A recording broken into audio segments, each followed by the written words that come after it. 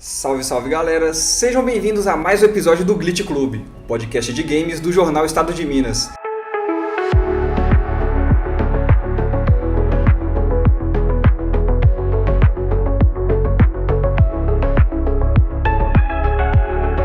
E aqui ao meu lado a repórter de Gerais, Isabela Caixeta. Pessoal, esse episódio ele pode ser polêmico, pode não ser, vai depender de como que a gente vai transmitir essas informações que nós vamos passar. Mas muita gente comentou, né, dessa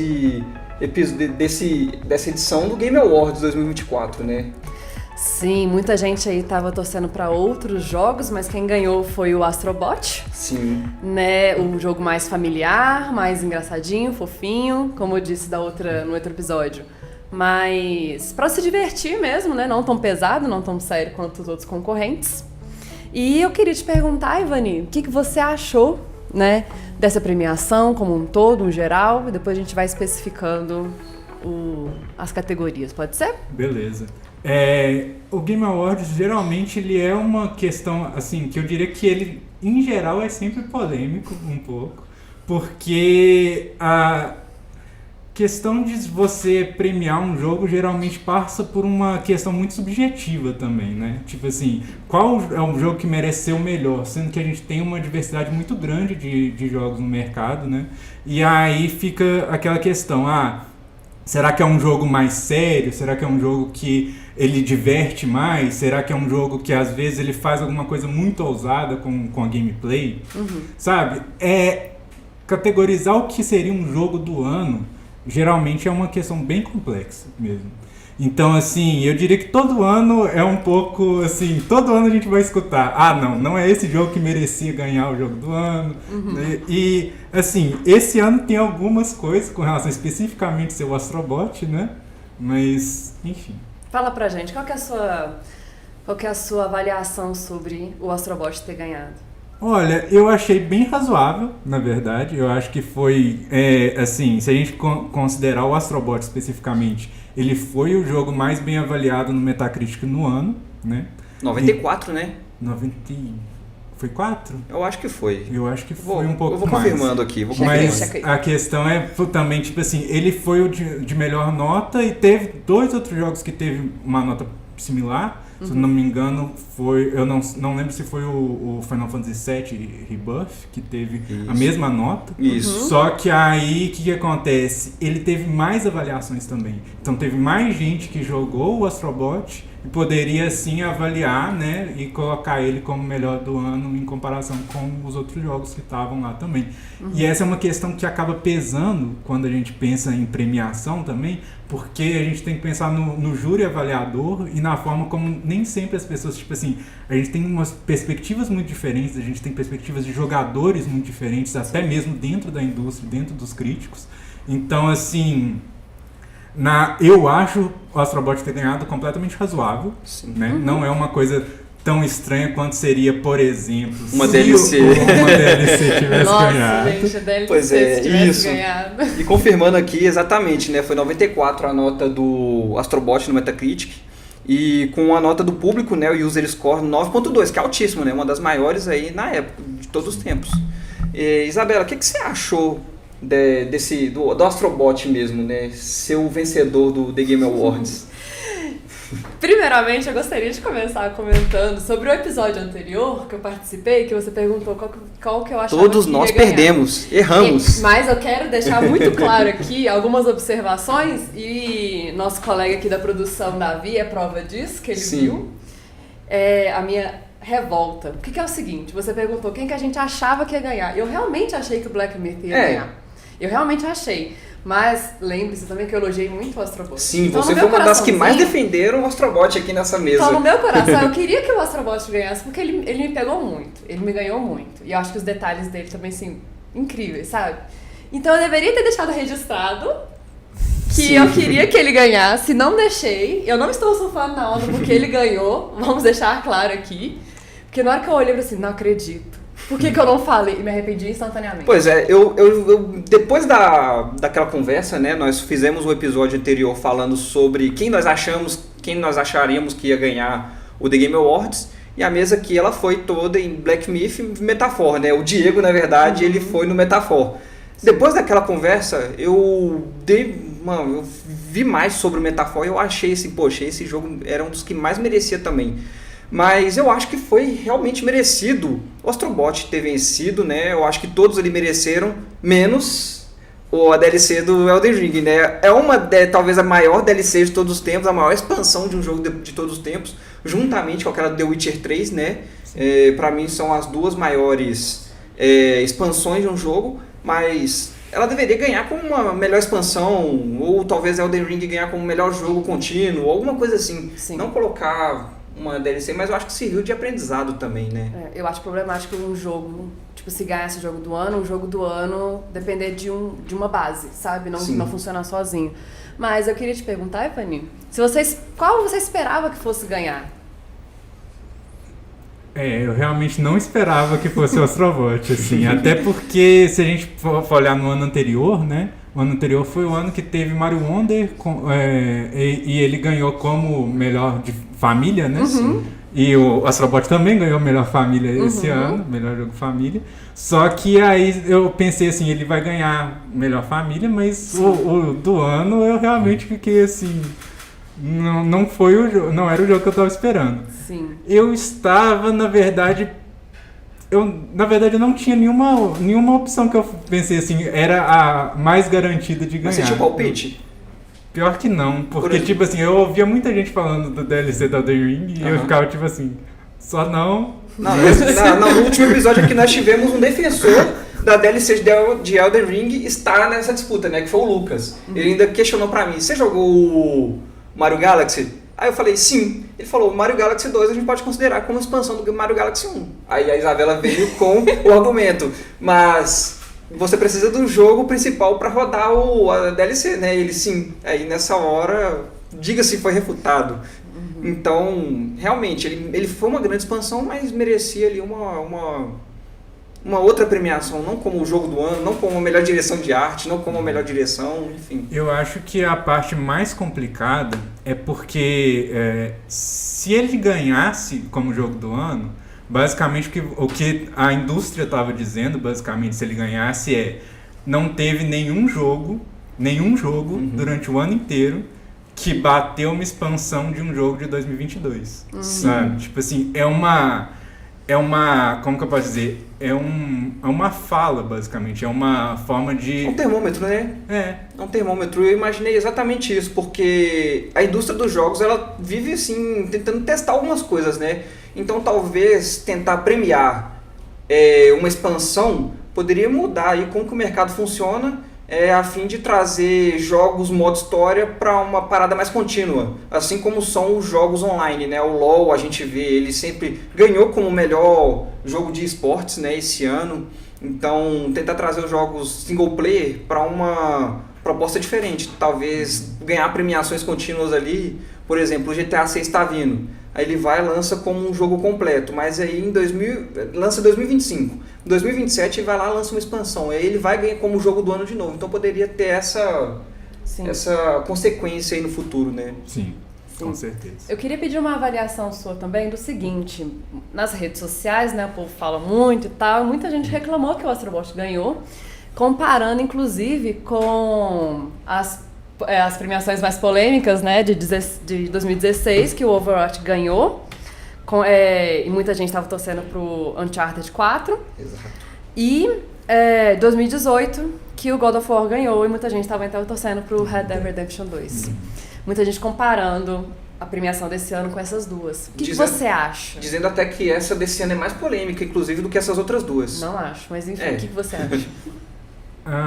Eu acho que... Considerar Astrobot polêmico, na verdade, ele diz de um público que quer colocar todos os jogos que são mais infantis abaixo do resto. O que isso basicamente está dizendo eu não acho que nenhum jogo que é voltado para um público infantil, digamos assim, um público mais familiar, ele mereceria a mesma premiação do que um jogo que é um pouco mais para um público um pouco mais adulto, que questiona, que apresenta alguma coisa nesse sentido. Eu acho que é isso que esse público que está reclamando especificamente do Astrobot está pensando mais do que especificamente assim, o Astrobot realmente não merecia. Porque é o que eu tava falando no início. A classificação do que merece mais ser um jogo do ano é uma coisa que é muito, de certa forma, muito subjetiva também. E é uma coisa que, se a gente pensa em termos de coletivo, na hora que você tá falando que nenhum jogo infantil, vamos dizer assim, beleza, Astrobot não mereceria ganhar, mas também porque nenhum outro jogo que concorre na categoria família estaria nesse nível, sabe? Porque a impressão que dá, quando eu leio os comentários, é isso, assim, é mais de uma questão, assim, disso, ou de, aí poderia ser um questionamento, por exemplo, de colocar, sei lá, ano passado teve o Mario Wonder, que foi um jogo que aí ele, além da questão do infantil, ainda tem uma outra questão que seria polêmica no mercado atual, que é ser um jogo 2D, especificamente. Se a gente for olhar todas as premiações anteriores, a gente não teve nenhum jogo que foi totalmente 2D ganhando o jogo do ano. Isso, principalmente desde que existiu o Game Awards, desde o Game Awards. 2014, que foi aquele jogo Lords of Shadow, né? 2014 foi Dragon Age. Dragon Age, isso é. Então, desde lá, nunca teve um jogo 2D assim, vencendo o prêmio principal daquela categoria. Então, assim, eu acho que aí a gente poderia entrar numa questão, assim, de outros preconceitos que existem na indústria atualmente com relação a jogos que mereceriam mais. Tipo assim, beleza, se a gente comparar o Astrobot com, sei lá, até mesmo o DLC da Elden Ring, vamos falar assim, não, mas aí tem uma campanha mais vasta, tem mais conteúdo para você explorar, beleza. Pode ter, mas isso necessariamente significa que ele é um jogo melhor para ele ser considerado um jogo do ano, sabe? É uma questão assim que eu acho que os comentários dizem muito dos preconceitos do mercado, muito mais do que do fato de realmente o Astrobot merecer ou não o prêmio. Isso, e mesmo que o Game of the Year ele seja um prêmio subjetivo, a gente pode colocar o Astrobot na mesma temática ali, no mesmo merecimento que o It Takes Two, né? Em 2021, foi 2021? 2021. 21, exato. E outra coisa que eu queria analisar também assim, com você, com a Isabela, é que esse ano a Sony ela teve ali algumas derrapadas, né, durante o percorrer dos meses, anunciando que não lançariam tantos jogos exclusivos AAA, que são os principais jogos ali, né, de orçamento maiores, e também teve talvez um dos maiores fracassos, assim a gente pode dizer, um dos maiores imprevistos da indústria, que foi o lançamento Concorde, que com 2 semanas o jogo foi e acabou, né? Porque ele era um jogo online que era para ser um dos principais ali da Sony, né, online, e 2 semanas depois eles falaram, a gente vai fechar o servidor porque não teve tanto sucesso e tal. E o Astrobot, junto com outro jogo que a gente vai falar mais pra frente aqui, ele veio para salvar esse ano. Você acha que o Astrobot ele salvou 2024 da Sony? Eu acho que a Sony teve vários lançamentos interessantes ao longo do ano. Eu acho que Astrobot foi claramente assim, o mais relevante do ano inteiro.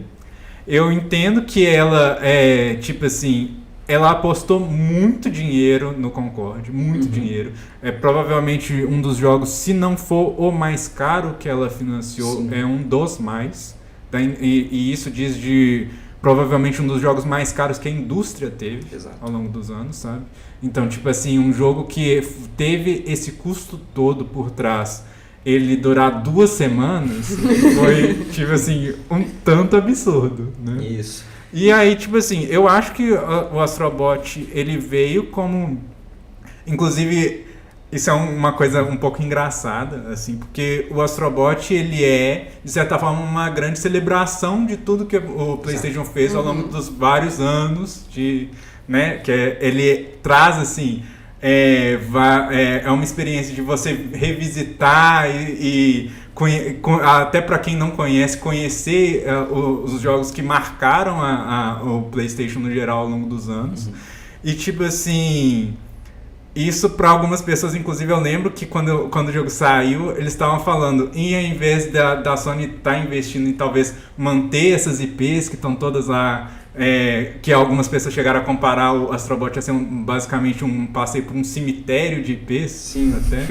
Porque é basicamente assim, você voltar a várias IPs que foram marcantes, são muito importantes para a história da PlayStation, mas que a Sony não está fazendo nada com elas. Isso. Que você olha para aquilo lá, nossa, lembro, que bacana, não sei o quê. Não existe mais nada daquilo ali. Sim. Então, tipo assim, em vez de fazer isso, tá lá gastando quantos milhões?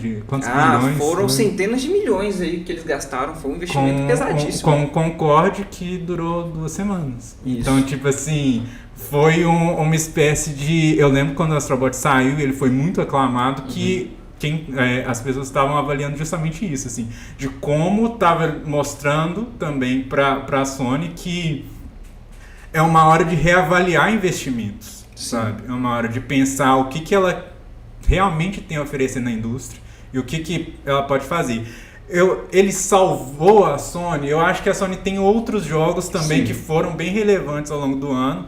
Teve Stellar Blade, teve Rise of the Ronin, que foram jogos assim que tiveram muito menos impacto, mas que foram jogos razoavelmente aclamados, interessantes ao longo do ano. Mas que o Astrobot ele mostra que tipo assim, a Sony ela deixou muitas coisas de lado em comparação, assim, se a gente pegasse imagina que a Nintendo fizesse a mesma coisa com as IPs dela e fizesse um Astrobot de IPs da Nintendo. É um Smash Bros. O Smash Bros. É um bom exemplo disso. Se ela fizesse alguma coisa de plataforma mesmo, que aí revisita as coisas da Nintendo. A maior parte das coisas dela, eles estão ou no Switch Online, atualmente, apesar de ter grandes buracos, né? Tem grandes buracos faltando ali, mas você tem pelo menos alguma representação de quase todas as IPs dela no mercado atual. Sempre estão ativas, né? Mesmo Star Fox, que tem décadas aí que não tem um jogo novo, eles deixam ativa de alguma forma, como um personagem no Smash Bros, como um jogo ali no Switch Online, de alguma forma. Então... O Star Fox 2 mesmo, que foi só lançado faz muito pouco tempo, porque ele era um jogo cancelado do Super Nintendo, que eles foram e relançaram recentemente, assim, recentemente já deve fazer quase, que não sei quantos anos já deve fazer mais de 5 pelo menos, mas tipo assim, a Nintendo ela tem um carinho pelas IPs, em comparação assim, que ela mantém essas IPs vivas mesmo atualmente, mesmo algumas IPs, por exemplo, esse ano. Se a gente pegar os lançamentos da Nintendo, a gente teve muito mais relançamentos, portes, remasters e coisas que não têm o mesmo impacto ao longo do ano, mas que, por exemplo, eles foram e pegaram uma IP que poucas pessoas vão pensar nela quando pensam na Nintendo, que é o Another Code, que era um jogo de DS, que era uma parceria com uma empresa que já faliu, que já nem existe mais a empresa, e aí eles pegaram gente que desenvolveu o jogo original, que atualmente está em outra empresa, fizeram um remake, e tipo assim, um jogo que passa completamente batido, mas que mesmo assim eles pegam e falam, não, no mercado atual eu vou pegar e lançar isso. E esse ano a gente teve o Emil, teve várias outras coisas. Então, assim, o Astrobot, quando eu falo da questão das IPs, é justamente por isso, assim. É uma hora que a questão do Astrobot, em parte, ela lembra que a Sony tem muita coisa a oferecer. Sim, exato. Tem muitas coisas que ela tá deixando ali de lado, principalmente nos últimos anos em que ela tem focado muito mais em alguns sucessos recentes, tanto é que a gente teve vários relançamentos de The Last of Us ao longo dos poucos anos. No Game Awards mesmo já anunciaram um remaster do The Last of Us Part 2 que acabou de sair. Tem 4 anos. Acabou de sair o remaster no PS5, né? E vai sair no PC ano que vem, no início do ano. Então, tipo assim, ela tem focado muito mais nos jogos que ela sabe que no curto prazo tiveram grande sucesso. E ela tentou emplacar uma IP nova, que era o Concorde, só que ela investiu muito dinheiro em um jogo numa perspectiva de que ele, sendo como serviço, ele ia retornar esse dinheiro todo que ela estava investindo, sendo que ela gastou muitos e muitos anos, muito e muito dinheiro nesse jogo, e que veio nessa estrutura assim de fracassar em 2 semanas, eles falaram que eles iam repensar o modelo de negócios e depois de menos de um mês falar assim, não, só cancelamos mesmo e tá bom, acabou. Isso. Pode ir. Não, eu ia só perguntar se você acha que o Astrobot tem força pra virar uma franquia. O Astrobot já é uma franquia, Isso, né? Sim, esse é Tipo o 2, assim, né? Esse é o segundo. Na verdade, mas, assim, esse seria o terceiro jogo, porque tem o de VR, teve um segundo que eu não lembro qual foi, mas é porque tem... teve um no PlayStation 4. Teve o Astro Player 1, aí teve o Astrobot VR, e agora o Astrobot, que eles não colocaram um subtítulo. Eu não sabia do VR, não. A questão é, você acha que o Astrobot, ele tem agora uma força para se tornar uma franquia de sucesso, ou você acha que é só um hype passageiro? Eu acho que... No caso desse título, falando especificamente dele do futuro. Sim, eu acho que é complicado prever isso no momento, porque tipo assim, se a gente pegar historicamente, né, os 2 anteriores eles não tiveram grande repercussão assim, tanto é que eles nem eram, como que eu posso dizer, o Astro de VR ele nem era, tem o Astro tem acho que os 2 anteriores, eles nem eram vendidos, na verdade, né? Eles eram parte do pacote que vinha com você comprou o sistema, você vai receber um Astra aqui pra você ver como é que funciona. Então, tipo assim, a Sony tá começando a ver algum potencial nele agora, né? Eu não sei, porque tá muito cedo pra gente ver se o Astro como uma coisa própria tem esse apelo todo. O que ganhou bastante nesse Astrobot especificamente foi justamente essa visita à história da PlayStation, sabe? O que ganhou muito ele foi isso. Sim. Então, eu não sei se ele como... vamos investir agora só no Astro, como alguma coisa própria e fazer. É complicado, entendeu? É muito complicado. A gente tá num ponto em que a IP por si, ela ainda não vale tanto para pensar nela como uma IP de longo prazo. Mas a gente sabe que a equipe de desenvolvimento ela tem uma perspectiva muito boa. Se a gente pegar os jogos anteriores, eles já eram muito competentes, sabe? Todos os Astros, eles são jogos de plataforma muito bons no que ele se propõe. E o novo, ele é uma forma de aproveitar esse know-how dos desenvolvedores e falar, e se a gente revisitasse a história da PlayStation e fizesse algo que, além de ser um jogo bom, ele é um jogo mais memorável, porque ele viaja por essa nostalgia e ele pega toda uma história que a empresa construiu ao longo do tempo, sabe? Sim. Então, assim, dá pra fazer mais coisas com isso, dá. Mas é difícil prever se ela consegue manter esse fôlego pra fazer algo que... será que um Astrobot 2 o público já não vai estar assim, mas eu já vi isso no Astrobot 1. Isso, então pra encerrar essa parte, né, do vencedor do Game Awards, a gente pode falar que o Astrobot ele mereceu esse prêmio então porque ele é uma homenagem aos jogos da PlayStation, ele é meio que um videogame, o jogo da PlayStation. Uma homenagem bem feita. Exato. Uma homenagem muito não é forçada essa visita à história, aos outros personagens e tal, não é forçado, achei bem fluido assim. Exato. Gente, e pra dar prosseguimento, né, agora vamos falar das outras categorias. Game Awards não é feito só de Game of the Year, tem outros jogos que se destacaram. A gente falou aqui de Astrobot, mas 2024 foi um ano muito bom de jogos, né? A gente teve muito lançamento bacana, muito título que surpreendeu a gente e vários sucessos aí se destacaram, né? A gente pode citar aí, né, o Metaphor Fantasio, que ganhou como melhor narrativa, melhor direção de arte e melhor RPG. O Black Myth Wukong, que era favoritíssimo aí pro jogo do ano, mas ele saiu premiado também, né, como melhor jogo de ação. E desses jogos, esses 2 que eu citei agora, eles são 2 novas franquias, 2 novas IPs. Em uma geração que é tão arriscada criar uma IP nova, o que aconteceu que esses 2 jogos conseguiram fazer sucesso e serem até premiados? O Metaphor ele é até um pouco mais compreensível, eu diria, porque o Metaphor ele vem de uma perspectiva assim de anos de construção da SEGA e da Atlus com relação a Persona especificamente, né? Então o Metaphor ele já tem uma perspectiva assim, de jogos bem cultuados mesmo na indústria, que serve, você pensa no legado deles primeiro para depois você pensar, Metaphor. E aí, tipo assim, ele já tem uma perspectiva mais fácil da gente associar. Black Myth... O Black Myth é uma coisa que aconteceu, mas era um jogo que já era hypado desde o começo, né? Era. Aquela coisa de jornada do herói lá na China, no Ocidente, né? Jornada pro Oriente, não? No Oriente. Pro Oeste. Isso, a jornada pro Oeste. Ela é bem conceituada lá, né, na China, no Japão, na Coreia. E foi um jogo bem hypado desde que ele foi anunciado ali, né? A gente viu que ele foi um dos primeiros a usar Unreal Engine 5.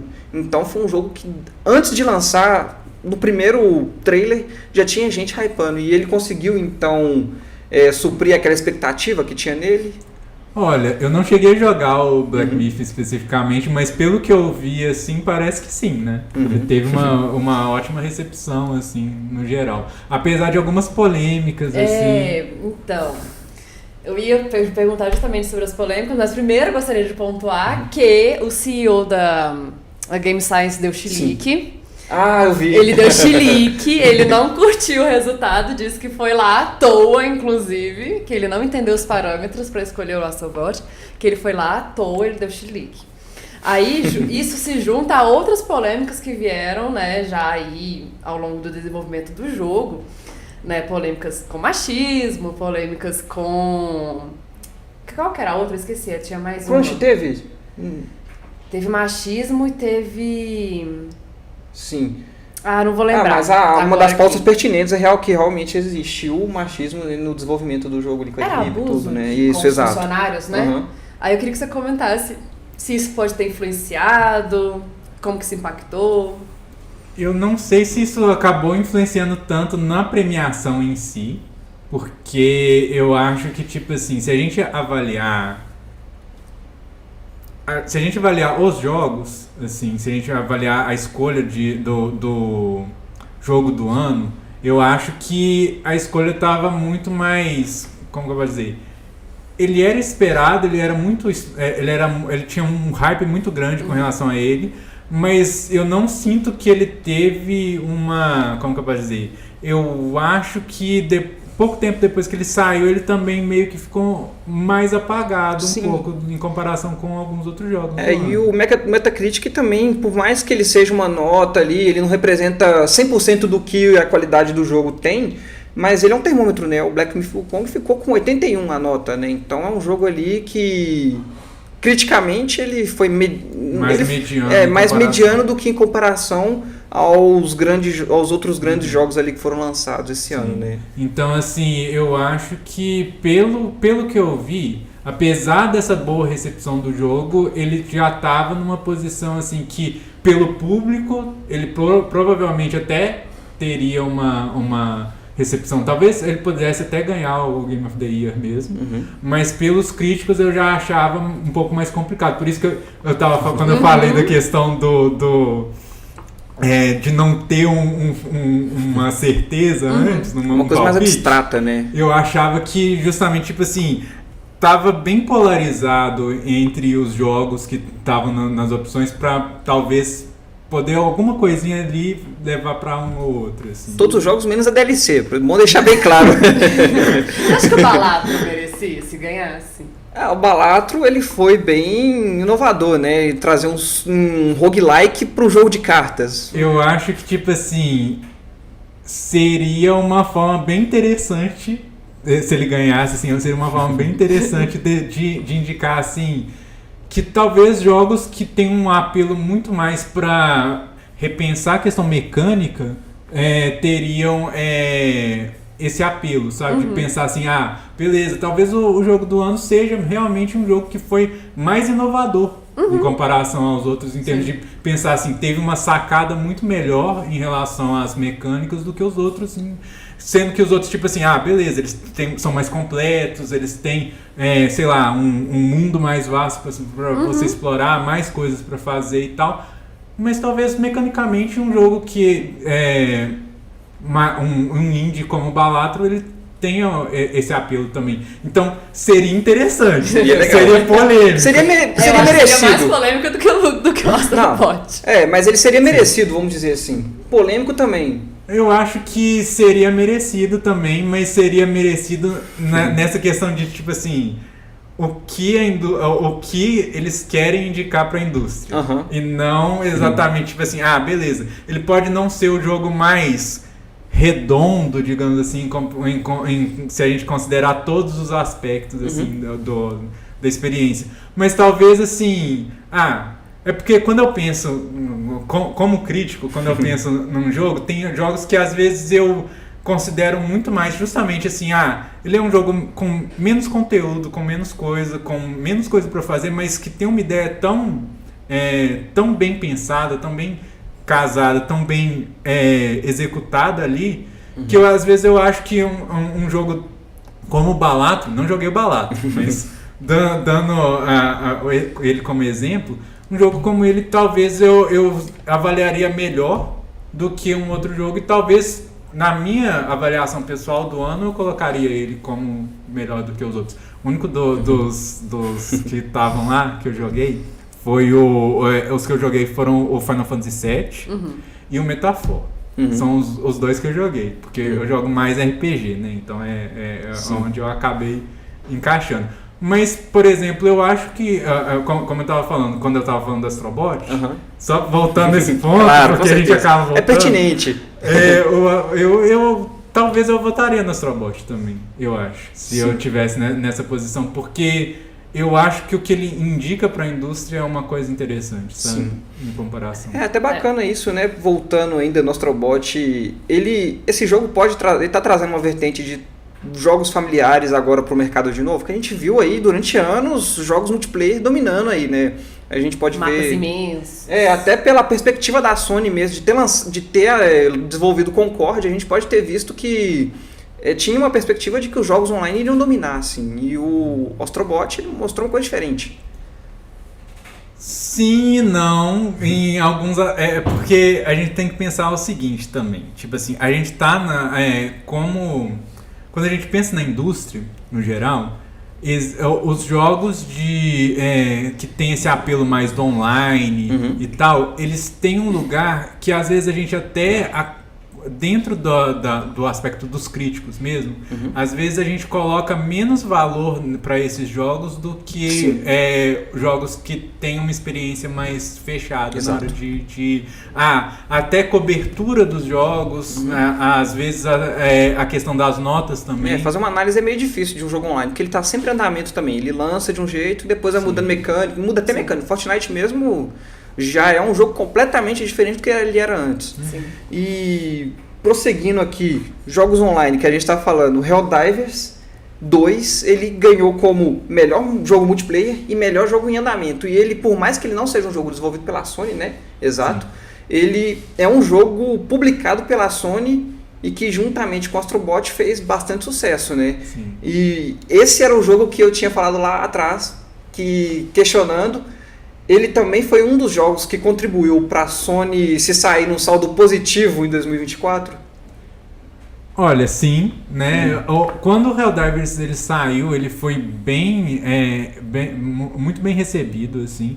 Principalmente tem uma questão que inclusive é curiosa, porque ele foi, se eu não me engano, o primeiro jogo que a Sony fez agora, né? Pelo menos nesses últimos anos, em que ela lançou o jogo tanto para o PlayStation 5 quanto para o PC ao mesmo tempo. Porque apesar dela estar fazendo os lançamentos para PC nos últimos anos, em geral são jogos que saem um ano depois no PC, para dar esse tempo pro público do PlayStation não ficar, né? Não, mas já saiu no PC, eu queria ter um tempo de exclusividade com esses jogos. Mas é interessante o jogo multiplayer sair em outra plataforma até para ter gente jogando, né? O servidor tá ali com o número mínimo possível de gente, número considerável para ter gente jogando mesmo. Exato, e isso fez uma diferença enorme, que quando o Helldivers saiu, Inclusive isso deu problema, porque o Helldivers, quando ele saiu, os servidores estavam lotados demais. Porque eles não tinham previsto que ia ter tanto sucesso quanto teve, em ter justamente essa perspectiva de que, como ia ter tanto no PS5 quanto no PC, e tinha o crossplay entre as plataformas, né? Que era importante, porque se não tivesse, não ia fazer diferença. Não ia fazer sentido. Mas como tinha, eles fizeram tinha uma procura maior pelo público mesmo, justamente por pensar, se tá nos dois, então provavelmente vai ter mais gente pra eu jogar, eu não vou ter um problema de investir nesse jogo e não tenho com quem jogar. Sim. Então, o Helldivers, ele teve essa perspectiva assim. Ele foi um sucesso bem maior do que a Sony estava esperando, inclusive, quando saiu. Ele não é um jogo específico da Sony, né? Ele foi desenvolvido pela Arrowhead. Que não é nem o estúdio da Sony ainda, né? Segundo rumores aí, tem uma conversinha, mas ainda não é. Não, ele é um estúdio separado, né? Independente. E aí eles contrataram, na verdade, se a gente for olhar a maior parte dos jogos do ano que a Sony publicou, né? Foram jogos que ela contratou um estúdio terceirizado para fazer, como Helldivers, como o Rise of the Ronin, que era da Koei Tecmo, se não me engano. Não é isso. Stellar Blade, que é da uma empresa coreana que eu esqueci o nome agora. Os que ela teve interno mesmo foi o Concorde, né? O Astrobot. E o Lego Horizon mais Sim, verdade, o Lego Horizon que tá no Nintendo Switch. Isso. Ele tá no Xbox também? Tá. Pois é, ele é uma IP, uma franquia exclusiva da Sony, que tá em todas as plataformas possíveis disponíveis. Inclusive foi engraçado quando eles anunciaram que ia sair. Inclusive foi engraçado quando eles anunciaram que ele ia sair porque para as outras plataformas, por questão de a Sony já tinha publicado alguns jogos em outras plataformas. Tipo, ela tem inclusive uma subsidiária que publicava jogos, que já publicou até jogo exclusivamente no Switch, pra gente ser um pouco mais polêmico aí. Mas com esse jogo especificamente, foi a primeira vez que ela colocou o nome dela nos jogos. Porque, por exemplo, ela já lança o MLB, que é o jogo de beisebol dela, há pelo menos uns 2 anos, se eu não me engano, no Switch e no Xbox. Exato. Só que não é com o nome dela. Ela coloca um nome do estúdio, né? Eu não lembro se é do estúdio ou da liga. Verdade. Inclusive, que publica o jogo no lugar dela, apesar do jogo ser desenvolvido internamente, etc. Toda uma estratégia de branding aí por trás, né? Pra evitar, né? Não vou colocar lá. Só que esse foi o primeiro jogo que ela falou assim, não, a gente vai colocar e vai estar lá com o nome. Inclusive usaram o logo antigo da Sony. Não tem nem jeito. Aquele logo que aparecia no PlayStation 1. Assim. Sim. Não tem nem jeito, né? Você vai colocar um Horizon, uma franquia que todo mundo identifica como da Sony, numa outra plataforma e não vai colocar a sua logo ali, bonitinha ali, não tem jeito, não tem jeito. Aí foi isso, assim, ao longo do ano ela teve muitas coisas assim, até porque, como você já tinha falado também, em março, ela teve o relatório fiscal dela, em que ela já tinha falado que ao longo desse ano, até março de 2025, ela não ia publicar nenhum jogo novo de uma franquia já consolidada ao longo desse tempo, né? De março de 2024 até março de 2025, que era o período fiscal dela. E aí a gente está agora nessa perspectiva, né? A gente vai falar disso mais pra frente, eu imagino, de alguns jogos que ela anunciou no final do The Game Awards. Falaremos. Nós falaremos isso aqui. A gente não pode deixar de falar de Game Awards sem o que aconteceu aí também. Mas dando uma passadinha rápida, tem alguns jogos também que eles foram grandes esse ano e não ganharam. Eles foram até indicados, mas não ganharam nada. A gente pode começar com o que não é jogo, mas é a DLC do Elden Ring. Não ganhou nada. Isso serve de lição para 2025, para premiação? Bem, 2025 tem mais um DLC do Elden Ring, né? Na verdade, ele é um jogo à parte, né? O próximo, ele é como um jogo à parte? O Isso, Night Rain? não ficou muito claro, né? Mas deu a entender. Eu até perguntei no nosso grupo lá, né, da redação do Game Blast, que nós dois somos redatores lá, se aquilo lá era um jogo à parte. Eu tô lembrando agora. Eu lembro que me responderam que ele é sim um jogo à parte. Eu perguntei, mas é DLC ou não é? Mas é DLC ou não? Aí o pessoal falou, não é. Então é um jogo à parte, mas focado no cooperativo. Mas vamos ver o que eles anunciaram aí certinho. Mas ele serve de lição para 2025? Assim, não vamos anunciar mais DLC como jogo. Olha, não sei, porque é um precedente, né? Quando a gente coloca que... não ganhou nada. Ele mas pode já abriu a porteira. A questão é que mesmo assim, quando a gente coloca que uma DLC ela concorreu, a gente abre o espaço para que nos próximos anos a gente tenha mais disso acontecendo vai também. Ter que haver um boicote então de todo ano não votar para ganhar nada. Não, eu acho que talvez não em 2025, mas em algum futuro aí vai aparecer umas DLC indicadas sim, porque abriram a porteira, como eu acabei de dizer. E vão aparecer sim. Ainda mais se for um ano fraco, quando não tiver jogos grandes, jogos assim, vão meter umas DLC lá no meio pra encher. Uma DLC de GTA 6, com certeza aí pode ter chance de acontecer, né? Mas teve jogos também, outros jogos, né? O Tekken 8, ele ganhou como jogo de luta. Aqui a gente tá colocando ele como vencedor, mas o Dragon Ball Sparking Zero não ganhou. E teve uma revolta até no nosso grupo lá. Quem começou essa revolta? Quem será?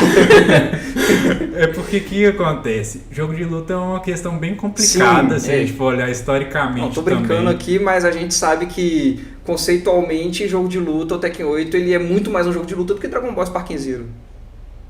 Polêmico, mas assim... A questão que eu acho que é mais importante aí, na verdade, é porque se a gente olhar historicamente para os jogos de luta na Game Awards, o que a gente tem são dificuldades, algumas questões bem mais polêmicas até do que o Tekken 8 e o Dragon Ball e tal, porque, por exemplo, a gente teve...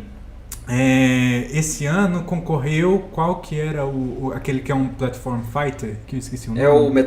O Multiversus? Multiversus, concorreu de novo. Isso. Inclusive, né? Então, tipo assim, uma premiação de jogo do ano, mas o Multiversus já concorreu no ano anterior. Ano passado ele concorreu como beta, esse ano como o jogo lançado. Então, assim, sabe, tem questões bem mais polêmicas até em anos anteriores. Como, por exemplo, ele ter concorrido... Ele chegou a ganhar, né? Em um dos anos. Ano passado, Multiversus. Pois eu não tô lembrado do Multiversus. Se eu não me engano, ele ganhou no ano passado, inclusive, sendo beta. Então, assim, a gente teve Sifu concorrendo no outro ano, sendo que Sifu nem é um jogo de luta. Verdade. É um jogo de ação, sabe? Então, assim, eu diria que mais até do que o Game of the Year, a premiação de jogo de luta, especificamente, é sempre polêmica. São várias aí que a gente pode colocar. O jogo de luta, o jogo de estratégia e simulação, que é a mesma coisa ali dentro da categoria. Então, por exemplo, um Fight Simulator está disputando contra, sei lá, um Pikmin ano passado, por exemplo. Então, tem algumas coisas que são bem...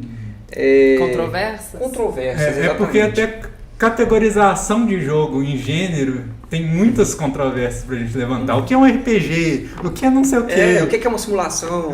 Então, tipo assim... O FIFA, por exemplo, tem gente que considera simulação, mas ele entra no jogo de esporte. Tem muitas coisas assim, sabe? Complicado. É bem difícil com relação a dividir em gêneros. Sim. Também teve o Silent Hill 2 e o Zelda Echoes of Wisdom, que também não ganharam nada. Por mais que eles... O Silent Hill 2 ele foi indicado a alguma coisa, ele foi, né? O Silent Hill 2 foi indicado se eu não me engano, 3 ou 5 categorias até. Ele foi um dos mais... deixa eu ver se... não. Foram 5 categorias, eu anotei aqui. Foram 5 categorias, então ele foi um dos jogos que mais competiu a categorias nesse Awards agora, mas ele não levou nada. Exato, então ele ficou aí à parte. Mas merece um destaque, assim como o Zelda, né? Então, exato. Gente, pra última parte aqui, né, dessa conversa aqui, rapidinho, além das premiações, tiveram jogos anunciados, né? The Witcher 4, dentre os destaques, The Witcher 4, o novo Elden Ring na stream, Project Robot, né, que é do criador do Shadow of the Colossus. The Outer Worlds 2 também, né, que foi um grande destaque em 2020, quando lançou o primeiro, no início da década aí, e o Split Fiction, né. Além também do Borderlands 4, Virtua Fighter, Okami e Intergalactic. Que também polemizou aí as redes sociais. Isso, exato. O que a gente pode falar desses lançamentos, desses anúncios aí? O que a gente pode esperar deles? Nossa, é porque, assim, teve anúncios pra... Teve uma quantidade bem diversa de anúncios, né, esse ano. Foi tipo assim, a gente tem jogo pra praticamente... Todos os públicos. Okami, que é o nicho ali dos jogos japoneses do PlayStation 2. O Virtua Fighter, que é um jogo de luta aí, também na mesma época ali, começou no Dreamcast, né? Ou ele começou no Saturno? Aí você me apertou agora. Saturno, mas exato. Ele é do Sega Saturno. Os antigos eu sou dessa parte. É o nosso diretor aqui, o Otávio, Valeu, ele é fã da SEGA, ele gosta de Sonic, toda vez que tem alguma coisa da SEGA assim, ele é a nossa maior fonte aqui. Então o Virtua Fighters também vai voltar aí. E The Witcher 4 também, né, que é o The Witcher 3 foi sucesso em 2015 e tá voltando agora quase 10 anos depois do lançamento, né, desse antecessor. Então são grandes jogos, né? Sim, a gente tem muita coisa. O Virtua Fighter, inclusive, ele já... A gente vai ter um lançamento do jogo anterior, né, no Steam primeiro, no início do ano, e aí depois vai ter esse novo. Então, assim, a SEGA tá investindo mesmo em dar um... Tá investindo. Tá investindo. Pois é. E, inclusive é engraçado porque esse é um dos jogos que eles anunciaram como produção do Ryuga Gotoku Studio, né, que é de Yakuza. Até porque o jogo anterior também foi eles que pegaram o Virtua Fighter 5, né? Eles pegaram, colocaram dentro de um dos jogos de Yakuza e aí por causa disso eles aproveitaram e lançaram fora depois. Pois é. Algum deles você particularmente está muito empolgado, esperando? Okami. Não tem nenhuma dúvida, assim, de todos, Okami é tipo assim... E eu acho um pouco engraçado, assim, porque Okami, esse é o terceiro jogo de Okami, na verdade, porque teve o de DS, né, o Okamiden, mas sim, verdade. Ele está sendo tratado como sequência do Okami, né? Esquece que o Okamiden... Mas o Okamiden ele não é um spin-off, ele não... Ele é uma sequência direta, se não me falha a memória, e tipo assim...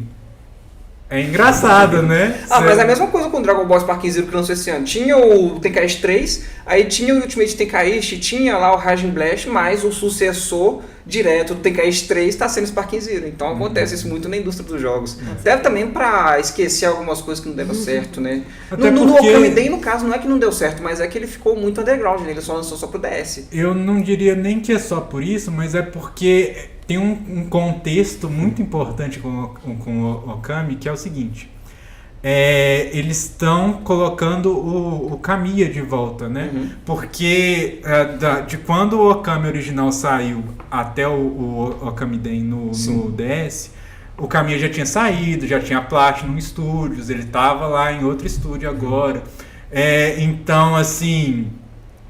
Você não tinha uma parte importante da equipe criativa do jogo envolvida nessa sequência que existiu no DS. Isso. Então, assim, deixando de lado a questão de qualidade ou de popularidade do jogo de DS... A questão mais conceitual. A questão criativa mesmo por trás do jogo Agora eles trouxeram o Kamiya de volta, agora que ele saiu da Platinum, né?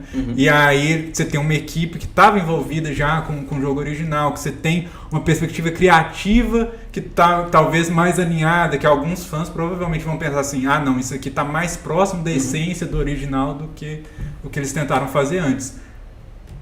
Questionável, dá pra pensar, assim, mas eu acho que é um ponto, assim... E de todos os jogos, Okami é o que mais me chama a atenção pessoalmente, porque eu gosto muito mais de jogo japonês, meu nicho dentro do mercado é praticamente Eu também gosto bastante, eu sou muito fã dos jogos japoneses. Isabela, e pra você, qual que é desses jogos aí, qual que mais te hypou ele? Eu estou muito, muito curiosa com o Intergalactic. Sim. E estou muito interessada em jogar Split Fiction com meu namorado. Acho que vai ser uma experiência divertida, visto aí o It Takes Two, né? Imagino que vai ser bem divertido. Acho que os dois me pegaram um pouquinho mais. E eu gostaria de dar uma pincelada também na comunidade que ficou chiando, né, com as protagonistas, tanto de Intergalactic quanto The Witcher 4, ficaram chiando. Qual que é a sua opinião sobre isso? Pior que é engraçado, porque pouco tempo antes eu já tinha visto algumas pessoas comentando sobre o que elas queriam com relação ao Witcher 4 antes do anúncio. É verdade, tipo ainda tem assim, a questão da Ciri, né, ser a protagonista em vez exato. do Geralt. Por isso que eles ficaram chiando. Nossa. Que ela ficou feia. Para. Sério? Ela tava guerreira. Ela ficou feia. Aí eu olhei pra ela e falei assim, gente... Pois é. Tá mais velha, né, assim, né, amadureceu e tal, enfim. Foi engraçado porque, tipo assim, eu já vinha acompanhando alguns meses antes do Awards anunciar de fato o jogo. Eu já vinha visto algumas pessoas que gostam muito do Witcher 3 e discutindo assim, mas aí o que a gente faz pro Witcher 4? E a maior parte das pessoas que eu conversava falava, eu acho que o Witcher 4 não deve ser com o Geralt de novo, né? Não dá pra fazer. E que ele deveria pegar ou a Ciri, ou pegar e fazer um personagem que é customizável, e aí beleza, você pode escolher, fazer e tal. São as duas únicas opções que as pessoas que jogavam e que estavam realmente assim dentro da série mesmo, que eram fãs de carteirinha que eu tinha visto, o que esse público realmente queria era justamente isso, sabe? Tem tido uma onda muito grande na indústria, principalmente nessa questão dos comentários do público, justamente de criticar esse tipo de escolha por uma questão assim que às vezes a pessoa nem sabe por que isso está acontecendo, sabe? Tipo assim, às vezes a pessoa nem jogou o jogo anterior, nem sabe por que está sendo escolhido uma personagem feminina ali no lugar de um outro personagem. E que, tipo assim, tem um público que tem se revoltado com relação a essas coisas, sendo que não sabe por quê, não tá procurando saber, não tá querendo se inteirar pelo jogo de fato, e tá lá só trazendo esses comentários, sendo que... Exato. E isso, pelo que eu tinha visto, isso meses antes do Awards revelar que ia ser isso mesmo, era justamente o público falando, não, agora tinha que ser a Ciri como protagonista, porque é um momento de desenvolver essa história, sabe? Sim. Exato. É um momento em que cabia isso. Sim. Eu acho que é reclamar por reclamar, né? Tem gente que gosta de reclamar por reclamar. Sabe como que é a internet, né? Mas pra finalizar, eu acho que o jogo também, dentre esses, pra 2025, o que eu tô mais esperando é o The Witcher 4. Eu sou um super fã de The Witcher. Joguei no Xbox, né? No Xbox One na época que ele tava lá. E também tô jogando no Switch de novo. Então é um dos meus jogos favoritos assim, da vida. Eu tô muito ansioso pro The Witcher 4. Dentre esses aqui. Mas pra 2025 é o GTA 6, mas não vamos postergar porque esse aí é um assunto à parte. Ainda tem o GTA 6. Mas enfim. Vem aí, em algum momento. Vem aí.